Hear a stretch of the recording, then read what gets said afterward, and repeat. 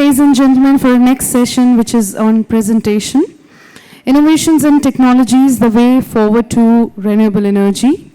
This session will have presentations on the latest technologies and innovations, case studies and products by the most prominent technical partners in the industry. May I please request our presenters one by one on the dais. I would like to request with a huge round of applause, ladies and gentlemen, let's request Mr. Harsh Goenka, Sales Director, EMEA and India Solargis SRO. Thank you so much for joining us here, sir. I would now like to request our next presenter, Mr. Anand Chandrasekharan, Senior Energy Market Analyst, Energy Exemplar, with a huge round of applause. I would now like to request Mr. Vineet Kumar, Country Manager, Anti-Technology Company Private Limited. With a huge round of applause, ladies and gentlemen. Thank you so much for joining us here, sir. Now I would like to request Mr. Pawan Mathur, Head Technical, to please join us here on the stage. With a huge round of applause, ladies and gentlemen. I would now like to request Mr. Sergey Bosk, Regional Manager, India, Middle East and Africa Region, Green Power Monitor, a DNV company, to please join us here on the dais. Do we have him here?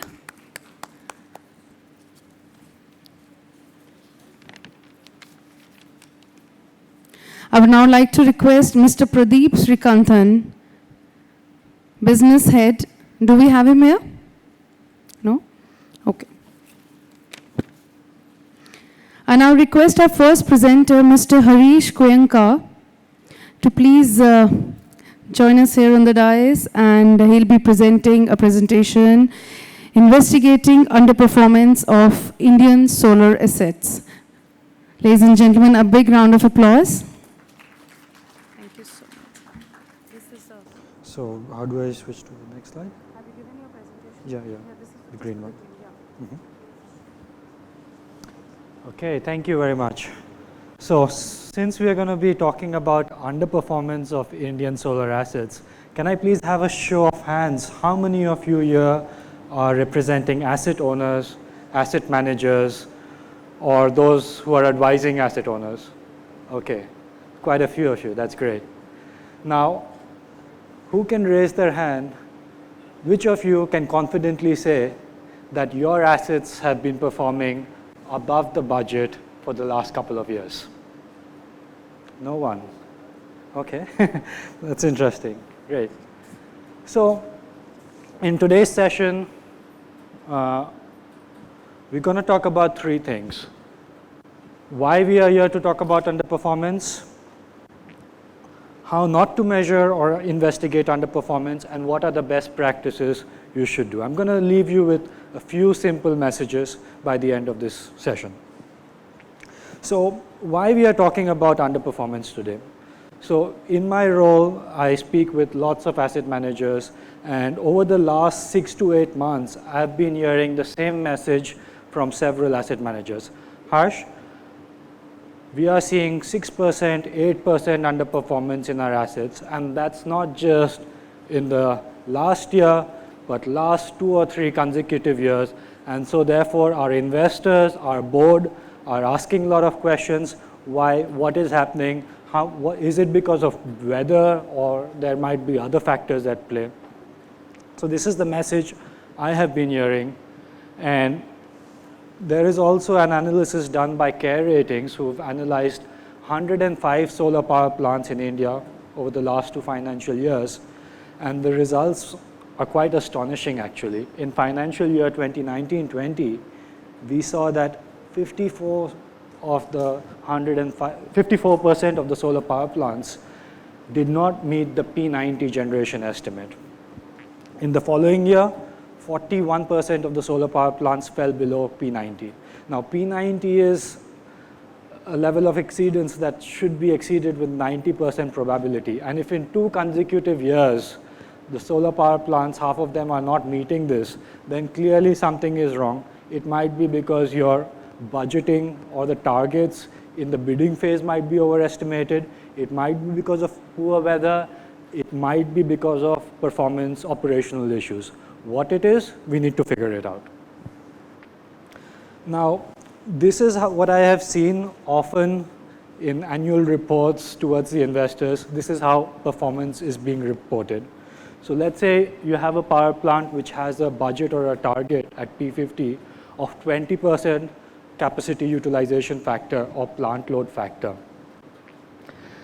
Maybe in the next financial years, you are a bit below the budget, and then maybe in the last financial year, it's 18%. So looking at this chart, it might give you a picture that your asset is underperforming by 2.5%.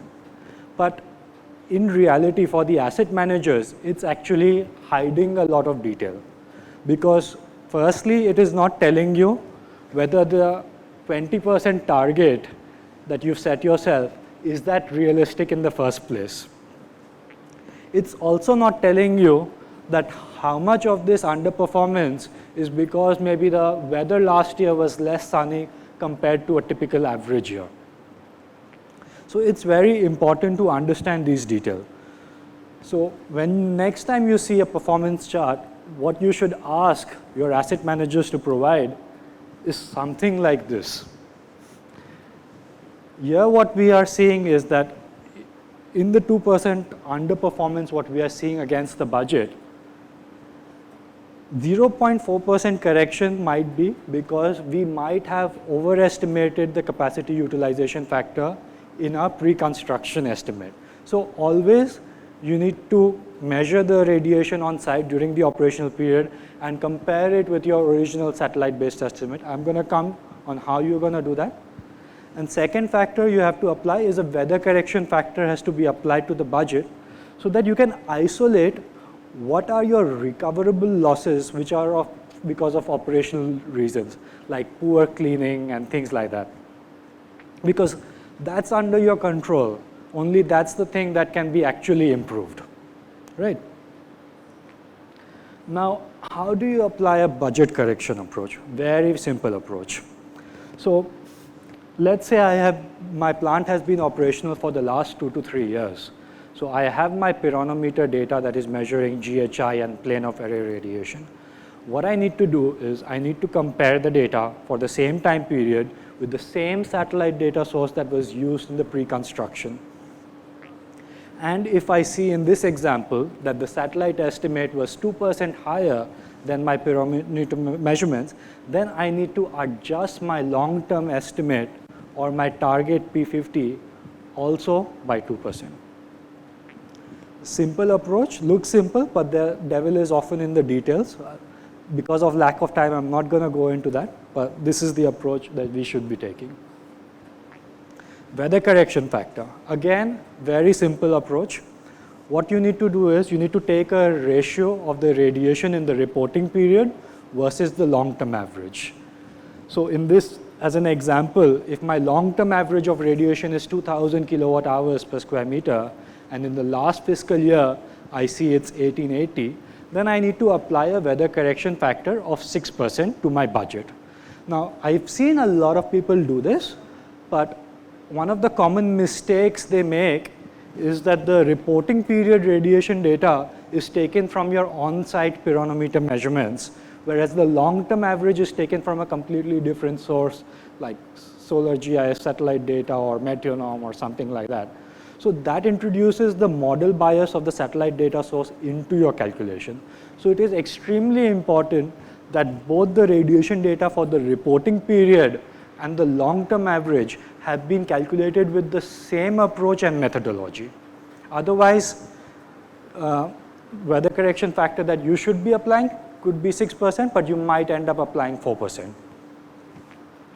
And this is an example from India. So this map is showing how the global horizontal radiation in the last financial year was deviating from the long-term average. Both the long-term average and the last year's data have been taken from the same solar radiation database. And as a result, we can see that, for example, in Rajasthan, the radiation was 1 to 2% higher compared to the average. Whereas in most of central and southern India, we see that the radiation was even 6, 7% below the average. So now if you know that your plant is underperforming by 8% against the budget, maybe 6% is actually just because of weather, which you cannot really control. And only 2% is the recoverable loss. So if you do this exercise for all your plants in the portfolio, this gives you the first very simple actionable insight which plants are underperforming.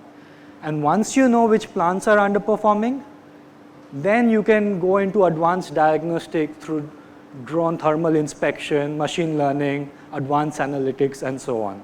But if you don't have this basic KPIs right, you are kind of blind into how your plants are actually performing.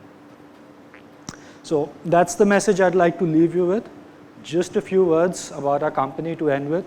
So Solar GIS today, we are working with most of the leading solar developers and asset owners in India. We support them throughout the life cycle of the project, from the project feasibility up to performance monitoring and forecasting. And we are exhibiting here at booth 5.213.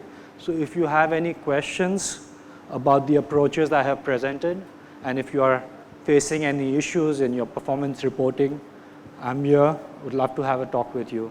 Thank you very much. These are